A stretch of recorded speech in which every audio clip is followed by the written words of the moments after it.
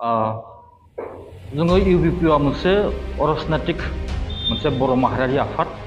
जोंहा बेयाव राजनितिजों जेबो लोब्बा गैया जों रायजोनि सार्थ'आव जोङो जाय सरकारानोखि जोंखौ 2020नि 27 जानुवारियाव थामथि गोरोबथा बर' गोजोन गोरोबथा बिटिआर सुक्ति बे बिटिआर सुक्तिनि गेजेरजों बिटिआरनि बाहेरायाव थानाय बर'फोरनि थाखाय जि माने बर' कसारि वेलफेयार अट'नमास काउन्सिल बर' अनसाय गाव हायुङारि खुंथाय दानानै होबाय दा बेयो मोनसे बियो दिनैसिम फुलफिल जायाखै बा बेयो मोनसे नमिनेटेड बिबानगिरिबो जों दिनै जोङो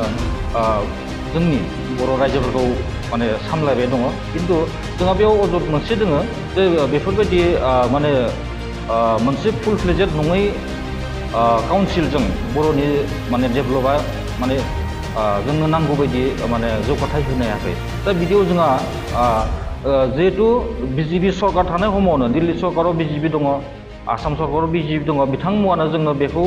काउन्सिलखौ जोंनो बर' रायजोनि थाखाय मोजांनि थाखाय होबाय बिथांमोना मावबोबाय थादों नाथाय मावनायावबो सम नांगौ होनना बुंदों माखासे दङ जेरै भिलेज नटिफिकेसन गिबि खोलोबनि भिलेज नटिफिकेसन होबाय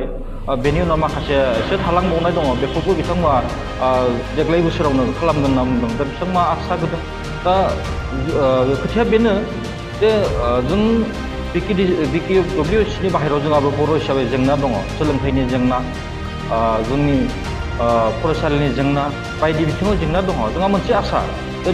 बिकिडब्लिउसि दा फुलफिल जायोबा जोंहा बेजों जोंनि नांगौ बायदि जिखिनि आंखाल जोंनि जायखिजाया बिथिङाव जौगानायनि जोंहा बेखौ सुफुंनो हागोन होननानै जोंहा मोनसे मिजिं दङ आरो बिथांमोना जोंनो आसा होदों जाय फुल बिकिडब्लिउसिखौ फुल भिजिटखौ नैबे बोसोराव खालामनो हागोन जुदिहाय बिजेपि सरकारा आसाम सरकाराव फिन सरकार दानो हायो दा बिनि जोंहा बिनि थाखाय मोनसे मिजिंबो दङ जिहेतु बिथांमोनानो बिटिआर सुक्ति आरो काउन्सिल दानानै होबाय बेनि थाखाय आसा दङ ओंखायनो जों सानदों बर'फोरनि मोजांनि सार्थनि थाखाय बर' बिटिआरनि सिङाव थानाय बर'फोरनि मोनथायफोरा एसे आलादा आं बुंनो नागिरो आरो जोंनि बर्तमानाव बिकिडब्लिउसिनि सिङाव रायजानाय बर'फोरनि एसे इसुफोरा एसे आलादा ओंखायनो जों सानदों जे जोङो खौसेथि बर' सुबुं आफादा राजखान्थि हानजाथ' नंखाया नङाबो थेवबो जोङो रायजोनि सार्थनि कारणे जों बिजेपिखौ सापर्ट खालामगोन आरो जोंनि मिरु खौसेथि बर' सुबुं आफादाबो उदाङैहाय बेखौ प्रेस मिट होनानै बुंदों जे बिजेपि दोलो बा एनडिए बिजाथिखौ सापर्ट खालामगोन बेबायदिनो मिरु आफादा बिथोन हरनाय बायदि जों जिल्ला जोंनि समस्तिनि जिखिनि बिजेपि दोलो बा एनडिएनि बिजाथि बिथांमोनखौ जोङो उदाङैनो जोंबो रायजोनि सार्थनि थाखाय जों बिथांमोनखौ भट होनो थाखाय जों खावलायगोन जोंनि बर' कसारि वेलफेयार अट'नमास काउन्सिलनि सिङाव थानाय बर'फोरखौ खावलायगोन लोगोसे जोंखौ मदद होनाय हिसाबै बिटिआरनि सिङाव थानाय रायजोफोरखौबो जोङो माने बिजेपिआव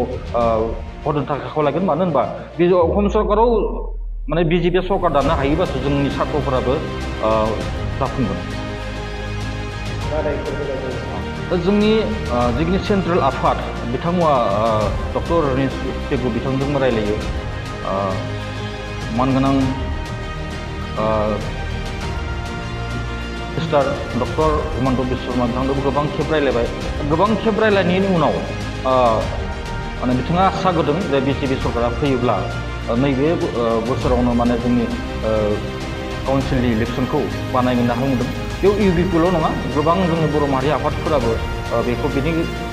बागै सावरायबाय दङ दा बिथांमोनाबो जों मालाबा जयो जों बर' माहारि आफादफोरा जों मालाबा जों जिल्लानि जानानै जों मोनसे एक्जिकिउटिभनि गेजेरजों सावरायलायो खिन्थु खोथाया सेम बिथांमोननो बेखौ आसा होदों जे बिजेपि सरकाराहाय फिन फैफिनोब्ला माने जोंनि काउन्सिल बिकिडब्लिउसिखौ फुलफिल खालामगोन होनना बुंदों